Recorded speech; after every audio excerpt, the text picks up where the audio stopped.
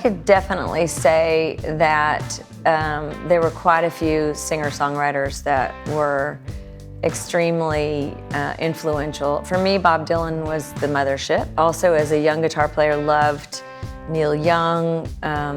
One of my heroes, though, was Emmylou Harris, and I just loved kind of sinking my teeth into what she had done and what she was still doing. I have typically written on the acoustic from the beginning. I grew up playing piano as a kid, and I learned all the Elton John songs and all the James Taylor songs and Carole King, but at a certain point, I wanted to rock out, so I started writing on guitar just for the rhythm aspect of it.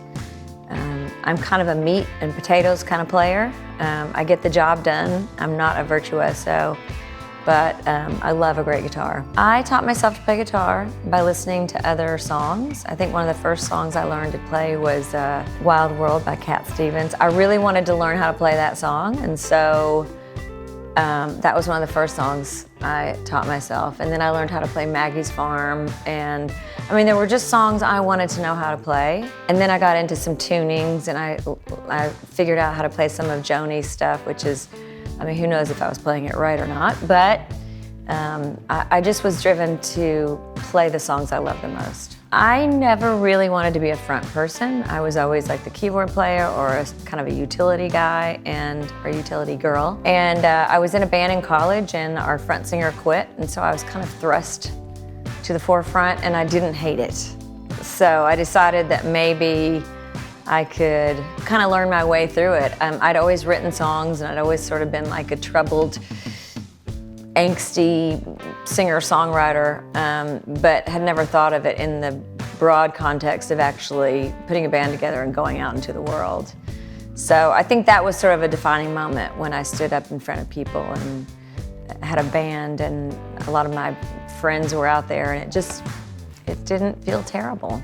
I kind of liked it. When I'm writing, I use a guitar. Actually, in years past, I've done quite a lot of writing on bass. And I always have my country and western. I always refer to it as the moneymaker, because I think every song that I've written that's ever made any money was written on that guitar. So it kind of goes down in different ways now. I bought my country and western in 1991, I believe it was.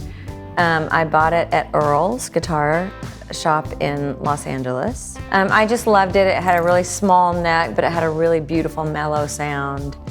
And it just, it was just one of those things. When I played it, I just was like, it's going home with me. You would hear the country and western on Strong Enough to Be My Man.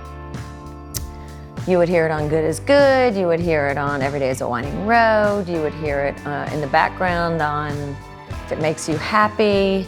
You would hear it on I Shall Believe. I mean, it is my go-to guitar, and typically, if there's an acoustic on the record, that's the guitar I use. I love the mellowness of the guitar. It feels like something I would have heard in the 70s on the records that I love the most. And the guitar that I have, it feels like it's had many lives. I think sometimes when people play a guitar, they leave some of their life experience on its neck and on its body, and I felt like that guitar, it just spoke to me, and I love the evenness of the sound of that guitar.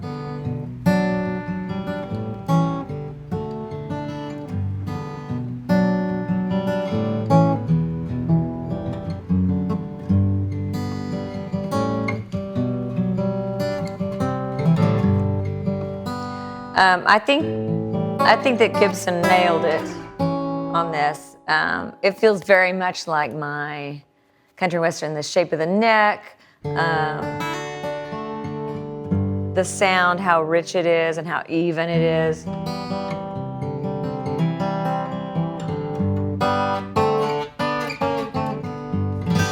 I would just say, nailed it.